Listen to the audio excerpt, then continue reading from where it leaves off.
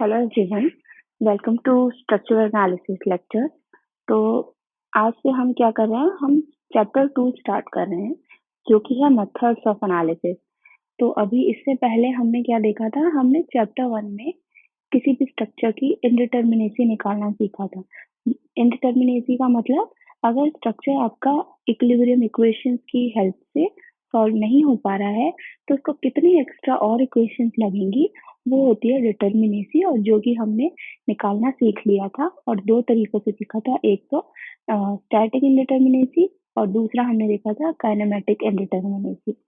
अब अब क्योंकि हमको पता है कि हमारा स्ट्रक्चर इंडिटर्मिनेट है, उसमें इक्विलिब्रियम इक्वेशन की हेल्प से, ओनली इक्विलिब्रियम इक्वेशंस की हेल्प से आप उस स्ट्रक्चर को एनालाइज नहीं कर पाओगे, क्योंकि there are some extra equations, unknown equations that need to be solved.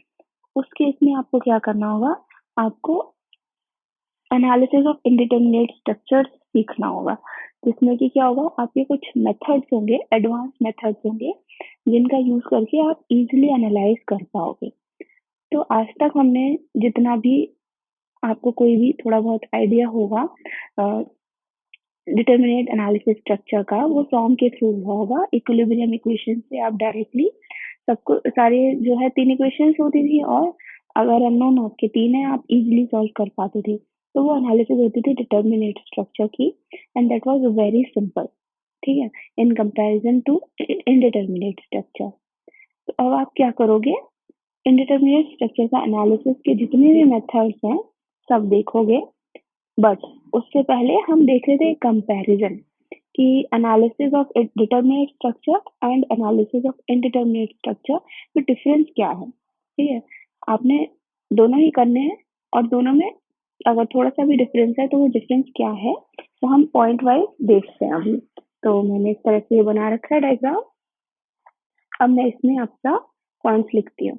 तो जो वेरी फर्स्ट पॉइंट हम बोलेंगे कि आपका जो डिटरमिनेट स्ट्रक्चर है वो सिर्फ इक्विलिब्रियम इक्वेशंस की हेल्प से इजीली एनालाइज हो जाएगा, बट आपका इंडिटरमिनेट स्ट्रक्चर है उसको इक्विलिब्रियम इक्वेशंस की हेल्प से एनालाइज करना डिफिकल्ट है, because there are some extra unknowns. उन अननोन्स को निकालने के लिए आप क्या करोगे, आपको सम एडिशनल इक्वेशंस की जरूरत होगी, और उन एडिशनल इक्वेशंस का नाम हम देते हैं कंपैटिबिलिटी इक्वेशंस। ठीक है, अब वो कंपैटिबिलिटी इक्वेशंस आप कैसे बनाओगे, उसके लिए आपके पास आगे चल के बहुत मेथड्स हैं, उन मेथड्स को हम आगे देख लेंगे। ठीक है, तो पहला पॉइंट आपको क्या हुआ कि यहाँ मैं लिख सकती हूँ determinate structure can be analyzed using equations of equilibrium। अब यहाँ आप क्या बोल सकते हो कि आपका जो इंडिटरमिनेट स्ट्रक्चर है can not be analyzed using equations of equilibrium only। ठीक है, आपको क्या होगा, आपका structure will need additional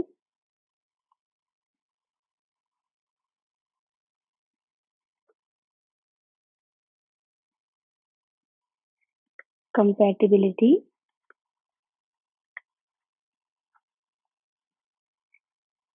equations are required। ठीक है, तो ये तो हुआ आपका वेरी फर्स्ट पॉइंट। अब सेकंड पॉइंट क्या है, देखो, आप जो भी डिटरमिनेट एनालिसिस करते थे सिर्फ 3 इक्वेशंस आपके लिए सफिशिएंट है, बट यहाँ नहीं थी इंडिटरमिनेट स्ट्रक्चर के केस में। तो अगर मैं ये बोल रही हूँ कि डिटरमिनेट स्ट्रक्चर में सिर्फ 3 इक्वेशंस की जरूरत थी, तो क्या आपको क्रॉस सेक्शनल डायमेंशन या फिर मटेरियल प्रॉपर्टीज की कोई नीड पड़ेगी डिटरमिनेट स्ट्रक्चर में? नहीं, यहाँ पे आपको कोई नीड नहीं पड़ती। तो मैं आपका सेकंड पॉइंट लिख सकती हूँ कि the cross-sectional dimensions. This is dimensions. तो लिख देती हूँ डेफिनेशन पूरी स्पेलिंग तो आपको कंफ्यूजन ना हो। डायमेंशंस, क्रॉस सेक्शनल डायमेंशंस क्या होते हैं? आपका एरिया हो गया और एक मोमेंट ऑफ इनर्शिया हो गया। तो ये जो है दो क्रॉस सेक्शनल डायमेंशंस होती हैं आपकी किसी भी स्ट्रक्चर की। एंड मटेरियल प्रॉपर्टीज, क्या क्या होंगी मटेरियल प्रॉपर्टीज आपकी? होती हैं एक तो मॉडुलस ऑफ इलास्टिसिटी, एक क्या होती है पॉइजन रेशियो और एक shear modulus. So these are not required. ठीक है। अब लेकिन यहाँ इस केस में क्या होगा? आपका जो क्रॉस सेक्शनल डायमेंशंस हैं, क्या AI, ठीक है, एंड जो मटेरियल प्रॉपर्टीज हैं, क्या E, mu and G, these are required. ठीक है। ये अब जब हम भी करेंगे कभी भी तो हम इन सब चीजों का यूज करके ही सॉल्व करेंगे। ठीक। थर्ड अगर मैं बोलूं तो आपका जो डिटर्मिनेट स्ट्रक्चर्स हैं इनमें कोई स्ट्रेस डेवलप नहीं होगा ड्यू टू टेम्परेचर इंक्रीज। ठीक, जैसे ही टेम्परेचर में कोई भी चेंज हुआ there are no changes in stresses which are developed into the structure. But indeterminate structures में क्या होता है? जैसे ही टेम्परेचर में कोई चेंज आएगा, yes, we will observe definite changes into the stresses. ठीक है। तो आप क्या लिखोगे कि no stresses are developed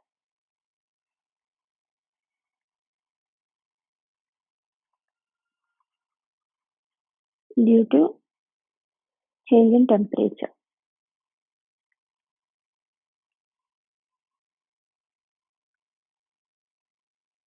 But here stresses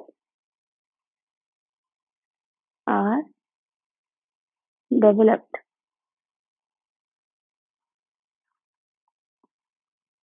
due to change in temperature. Now चौथा पॉइंट आप ये बोल सकते हो कि जो आपके डिटर्मिनेट स्ट्रक्चर की एनालिसिस होती है वहां पे अगर सपोर्ट सेटलमेंट हो रहा है या फिर लैक ऑफ फिट है। सपोर्ट सेटलमेंट क्या होता है? सपोर्ट सेटलमेंट ये होता है कि मान लो जैसे कि आपने आपका कोई भी स्ट्रक्चर सॉइल पे बना होता है ना? सॉइल पे बना है। अब आपका सॉइल सेटलमेंट के बारे में तो आपने सुना ही होगा। अगर सॉइल के बारे में थोड़ा सा भी पढ़ा हो तो we know about soil settlement. तो क्या होगा? मान लो दो सपोर्ट है आपके, एक सपोर्ट के नीचे आपका सॉइल सेटल हो रहा है। सॉइल सेटल हो रहा है तो वो सपोर्ट भी सिंक करेगा ना, सपोर्ट भी सेटल हो रहा है। सपोर्ट सेटल होने की वजह से आपके स्ट्रक्चर में कोई भी चेंजेस आ रहे हैं या नहीं, स्ट्रेसेस डेवलप हो रहे हैं या नहीं, वो केस होता है आपका डिटर्मिनेट स्ट्रक्चर के केस में। अगर आपका सपोर्ट सेटलमेंट है तो कोई आपका स्ट्रेसेस डेवलप नहीं होंगे इनटू द मेंबर। दूसरी चीज lack of fit. Lack of fit क्या होती है? जैसे कि मान लो आपको मेंबर चाहिए था आपको 5 मीटर्स का। ठीक है। आपने कंस्ट्रक्शन करवाया उस मेंबर का, 5 मीटर नहीं हुआ, 4.9 मीटर्स हो गया। ठीक, 10 सेंटीमीटर छोटा हो गया। अ, या फिर आप ये मान लो 4.9 ना होके 5.1 हो गया। ठीक, एग्जैक्ट 5 नहीं है, 5.1 हो गया, 4.9 हो गया। तो ये लैक ऑफ फिट बता रहा है कि आपका जो जितने की आपकी रिक्वायरमेंट थी मेंबर का साइज उसके एग्जैक्टली फिट का नहीं है। ठीक है, या तो छोटा है या तो बड़ा है। अगर वो इससे छोटा होता है तो भी आपको स्ट्रेसेस डेवलप होने चाहिए पूरे स्ट्रक्चर में। अगर इससे बड़ा होता है तो भी स्ट्रेसेस डेवलप होने चाहिए। But in case of determinate structure there will be no stress development due to your lack of it. तो आप अब क्या लिखोगे कि no stresses are developed due to support settlement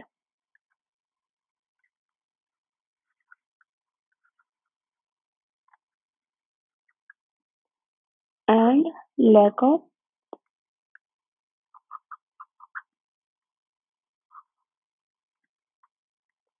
fit। और यहाँ हम क्या लिख सकते हैं कि yes, stresses are developed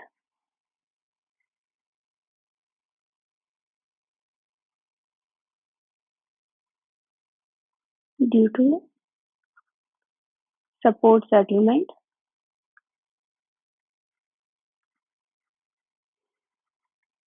and lack of fit। चलो, तो यहाँ तक की बात हो गई आपका कंपैरिजन। अब कुछ चीजें जो हैं आगे पढ़ने से पहले हमको आइडिया होना चाहिए, जो कि हमने पढ़ चुका है ऑलरेडी। उसका रिवीजन मैं करवा रही हूँ आपको कि कुछ बेसिक स्ट्रक्चर्स हैं, उनके ऊपर स्लोप एंड डिफ्लेक्शन की क्या वैल्यूज आती हैं।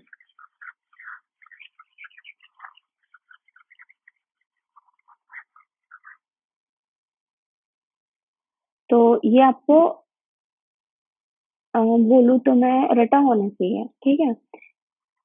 तो अगर मैं लिखवाऊँ स्लोप एंड डिफ्लेक्शन की बात करने वाले हैं हम।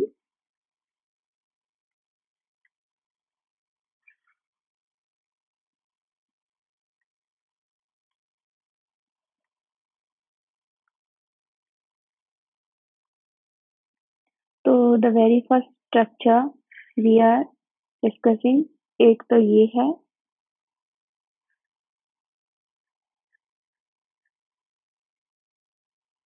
यहाँ ये कैंटिलीवर है, ठीक है।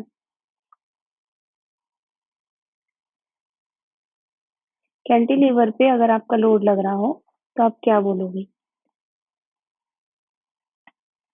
ये लोड P है मान लो, ठीक। ये मैंने वेरी फर्स्ट स्ट्रक्चर की मैं बात कर रही हूँ। ये आपका पॉइंट है P, सेंटर पॉइंट। अगर टोटल लेंथ L है, ये हो गया L/2 और ये हो गया L/2, ठीक।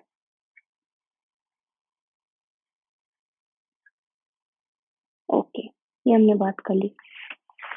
मैं यहाँ पे सिर्फ वैल्यूज लिख रही हूँ और आपको ये सारी वैल्यूज याद होनी चाहिए।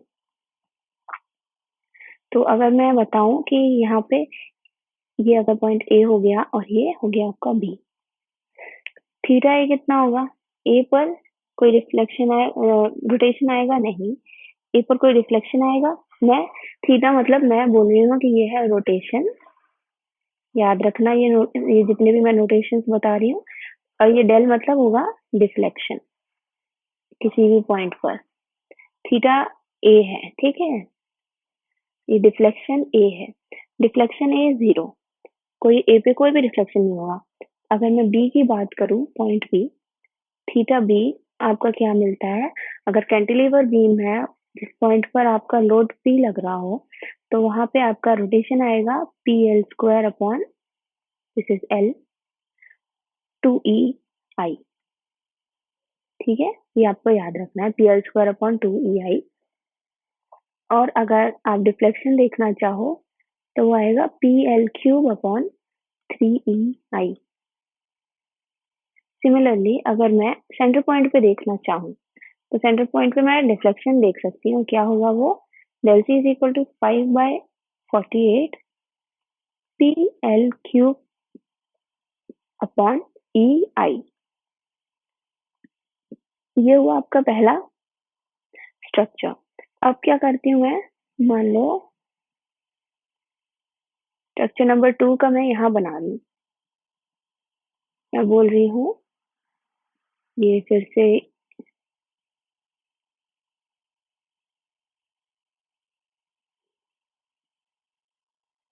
ठीक है। हमारे पास बी पॉइंट पे अब की मैंने लगाया है एक मोमेंट एम। ये पॉइंट बी है, सेंटर पॉइंट सी है एंड ये पॉइंट ए है। ये L/2 है और ये भी L/2 है।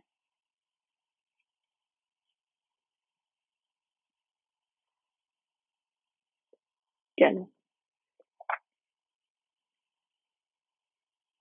अगर मैं बात करूँ थीटा ए की, यहाँ भी 0, डेल ए की 0। थीटा बी में बात करूँ तो ये होता है M L upon E I. Del B की बात करूँ, M L square upon 2 EI। एक याद करने की ट्रिक मैं बता दूं कि जो आपका डिफ्लेक्शन होगा उसका 1 डिग्री ज्यादा होगा, ठीक है, जो आपका रोटेशन होगा उससे। तो अगर रोटेशन का 1 डिग्री, लाइक ये PL² है तो डिफ्लेक्शन PL³ हो जाता है। अगर रोटेशन सिर्फ L है, L का उसमें, तो यहाँ पे ML² हो जाएगा। और जो ऊपर होगा वही नीचे हो रहा है। जैसे यहाँ क्यूब है तो 3 नीचे है, यहाँ 1 है तो 1 ही नीचे है, यहाँ 2 है तो 2 ही नीचे है। तो एक ये ट्रिक है, आप इस तरह से याद रख सकते हो। मैं भी इसी तरह से याद रखती हूँ। तो ये हो गया ML² अपॉन 8 EI। बट ये जो सेंटर पॉइंट्स है इसके तो आपको याद करने पड़ेंगे। ये हुआ एक और। अब नेक्स्ट देख लेते हैं, जल्दी जल्दी देख लेते हैं। ये सब आपने पहले भी पढ़े होंगे, मैं बस लिखवाती जाती हूँ। ये सब काम आएंगे सॉल्व करने के लिए। तो ये अगर बेसिक फॉर्मूलाज आपको याद है, these are your formulas, right. तो बेसिक फॉर्मूला अगर आपको याद है तो आपको ज्यादा इशू नहीं आएगा। मैं अभी पहले सारे कैंटिलीवर की बात कर रही हूँ। तो कैंटिलीवर में अगर मैं ये बोल रही हूँ कि एक यूडीएल लगा है, यूडीएल की वैल्यू कितनी है, W किलो न्यूटन पर मीटर, ठीक है। ये पॉइंट ए, बी एंड एक पॉइंट सेंटर भी ले लेते हैं। चलो, सेंटर क्या है, L/2 एंड F/2। मैं क्या बोलूंगी, यहाँ पे हमारा क्या आएगा, बी पर डिफ्लेक्शन आएगा। यहाँ जो चीजें इंपॉर्टेंट है मैं बस वही लिखवा रही हूँ, तो ये याद रखना है। इसके अलावा आपको कुछ और याद रखने की जरूरत नहीं है। WL³ अपॉन 6 EI, ये आपका हो गया थीटा बी, ठीक है। डिफ्लेक्शन एट बी अगर मैं निकालूं तो WL/4 अपॉन 8 EI। और अगर मैं डिफ्लेक्शन एट सी की बात करूं, 7WL/4 अपॉन 192 EI। अब एक और स्ट्रक्चर देख लेते हैं, वो है आपका कुछ इस तरह से।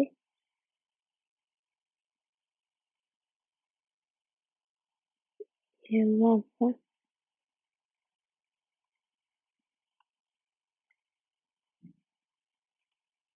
ट्रायंगुलर लोडिंग है कैंटिलीवर में। ये पॉइंट ए, ये पॉइंट बी, और ट्रायंगुलर लोडिंग की वैल्यू कितनी है, W किलो न्यूटन पर मीटर, ठीक है। टोटल लेंथ है आपकी L। अब अगर मैं बात करूं तो यहाँ थीटा बी कितना होगा, WL³ upon 24 EI। And deflection भी कितना होगा, WL4 अपॉन 30 EI। तो ये हुआ आपका कैंटिलीवर में इस तरह से। अब अगर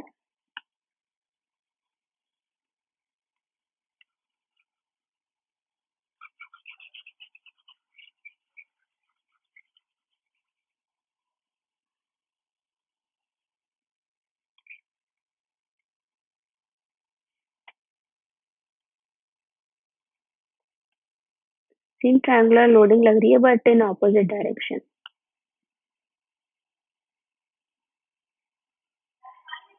ठीक है। अब अगर ये, ठीक है, इस तरह से लगा, कैंटिलीवर ही है अभी भी।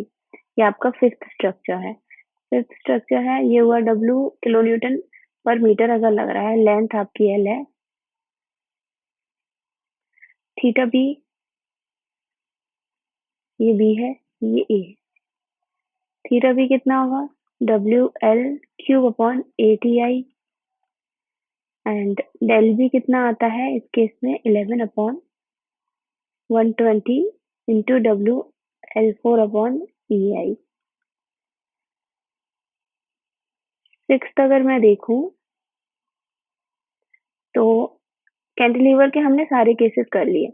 अब हम देखेंगे सिंपली सपोर्टेड के। सिंपली सपोर्टेड में एक हुआ आपका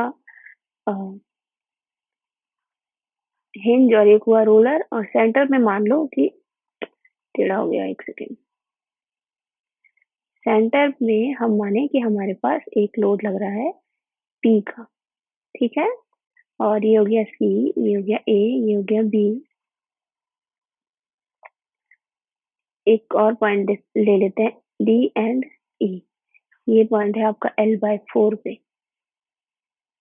ये भी है आपका L/4, और ये पूरा है आपका L/2, ये भी आपका L/2। ओके। अब हम बात करें तो हमारा होगा theta A is equal to theta B is equal to PL² upon 16 EI। ठीक है, ए और बी पे सेम रोटेशन होगा। यहाँ पे PL² अपॉन 16 EI। डिफ्लेक्शन कहाँ होगा? सी पे होगा। इन दो पॉइंट्स पे डिफ्लेक्शन आना नहीं है। डिफ्लेक्शन सिर्फ सी पे आएगा, कितना आएगा? PL³ upon 48 EI। और अगर डी और ई पे भी डिफ्लेक्शन की वैल्यू अगर आपको याद रखनी है तो वो आप रख सकते हो, मैं आपको बता देती हूँ। That is 11/768 PL³ upon EI। तो ये हुआ। अब आगे देख लेते हैं।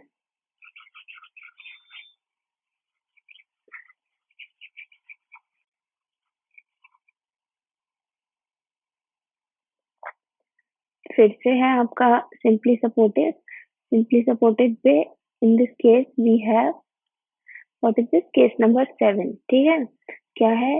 एक तो हिंज है और एक है roller, and that is called simply supported, and we have a UDL on it. UDL is W kilonewton per meter, and again we are taking center point C and उसका भी सेंटर D and E। मैं लिख देती हूँ, ये L/4, L/4, L/2, L/2, theta B और theta A equal होंगे क्या? WL³ upon 24 EI। अगर मेरे को डिफ्लेक्शन एट सी देखना है तो वो 5/384 WL⁴ अपॉन EI। और अगर याद रखना है तो डिफ्लेक्शन एट डी और डिफ्लेक्शन एट ई इक्वल होंगे, जो कि होंगे 19 अपॉन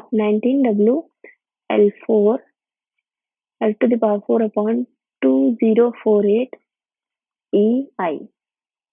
अब नेक्स्ट केस अगर मैं बताऊं, case number 8।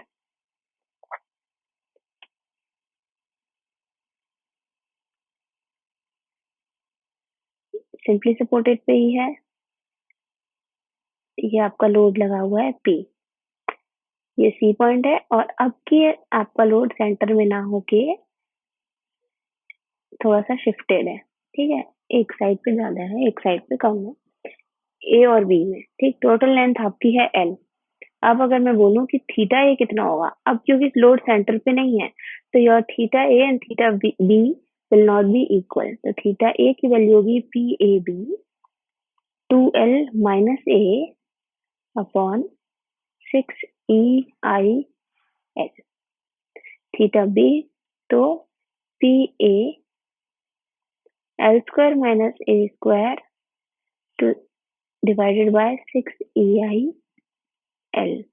Deflection at C PA² B² upon 3EIL। तो ये हुई वैल्यूज।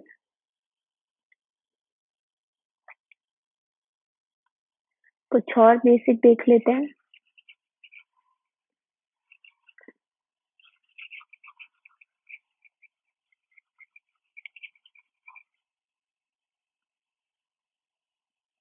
नाइन्थ है हमारा, मैंने बोला अब ये है आपका fixed total, both ends are fixed. We have a load at center. इस केस में क्या होगा, ये आपका स्ट्रक्चर कुछ इस तरह से लोड के चक्कर में डिफ्लेक्ट होगा। तो मैं अगर बोलूँ तो थीटा ए, ये ए है, ये बी है, ये सी है। Theta A is equal to theta B is equal to theta C equal to 0। देखो यहाँ पे भी आपका 0 ही आएगा, ये भी 0 है, ये भी 0 है, तो ये आपका रोटेशन 0 है। ठीक है, अब डिफ्लेक्शन आपका सी पे आएगा जो कि मैक्सिमम डिफ्लेक्शन होगा, deflection at C, and that will be PL cube upon 192 EI। ये आप क्या बोल सकते हो कि it is your 1/4 of maximum deflection of simply supported beam। ठीक है, अगर फिक्स्ड जो है बोथ एंड फिक्स्ड हो तो उसका डिफ्लेक्शन 1/4 होगा with the deflection of like उसका डिफ्लेक्शन 4th टाइम होगा सिंपली सपोर्टेड का फिक्स्ड सपोर्ट से, if we have a concentrated load on the center। ठीक है, अब अगर मैं बात करूं 10th की, तो हमारे पास फिर से एक स्ट्रक्चर है कुछ इस तरह से, फिक्स्ड है, both and fixed. We have a point like this, ये C, ये A, ये B, and you have A, B, यहाँ पे भी आपका सिर्फ और सिर्फ डिफ्लेक्शन आएगा, that is deflection at C, P cube upon 3EI L cube. ठीक, अब अगर मैं बात करूं केस नंबर 10 तक हो गया, 11th केस की अगर मैं बात करूं, मिटा ही देते हैं, केस नंबर 11। इसमें मैं क्या देख रही हूँ, मेरे पास फिक्स्ड बीम है एंड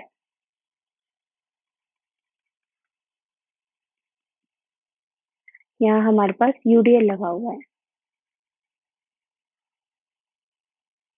क्या है यूडीएल, वही है डब्ल्यू, किलो न्यूटन पर metre, right. And we have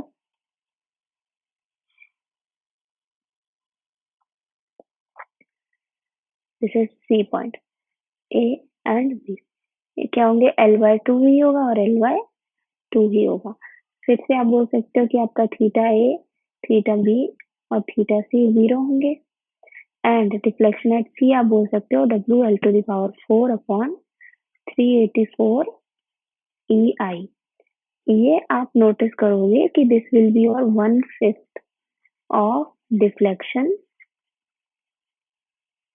of simply supported beam. तो जो मैंने सिंपली सपोर्टेड की वैल्यू निकलवाई थी उसको 5 से डिवाइड कर दो in this type of loading के केस में, तो आपका ये फिक्स्ड एंड की वैल्यू मिल जाएगी।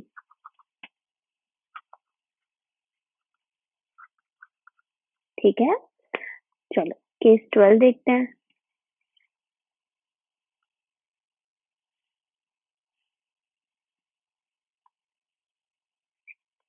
ये हिंज लगा हुआ है एंड रोलर लगा हुआ है।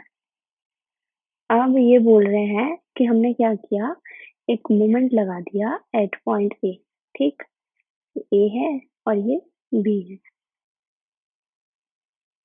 तो अब इस केस में क्या होगा, जैसे मूवमेंट लगा है, ठीक, ये करेगा, इसको कुछ इस तरह से डिफ्लेक्ट करने की कोशिश करेगा and we will be having, because यहाँ पे मूवमेंट है, तो ये हो गया है आपका थीटा ए और कुछ इस तरह से आपका आएगा थीटा बी।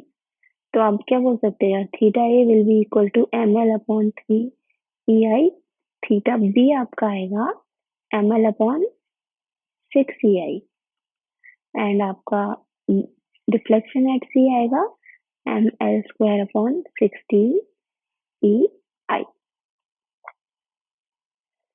ओके, अब एक लास्ट केस और है, इसको देख लेते हैं।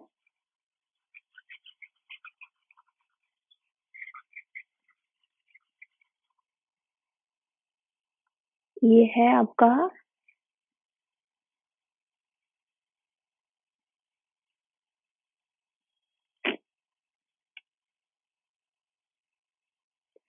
प्रॉप्ड कैंटिलीवर का केस है।